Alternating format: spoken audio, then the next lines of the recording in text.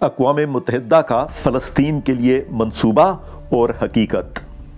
سن 1947 عیسوی میں اقوام متحدہ نے یہاں کی آبادی کی رائے لیے بغیر فلسطین کے 3 ٹکڑے کر ڈالے، جس میں ایک بہت بڑا علاقہ صہیونیوں کے حوالے کر ڈالا اور یروشلم کو بین الاقوامی شہر بنانے کا ارادہ کیا۔ سن 1948 عیسوی میں اسرائیل نے کئی ان علاقوں پر بھی قبضہ کر لیا جو اقوام متحدہ نے فلسطین کو دیے تھے۔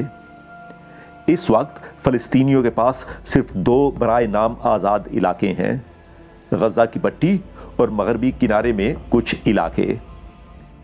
یہ نقشہ اقوام متحدہ کے 1947 عیسوی کے منصوبے کو ظاہر کرتا ہے۔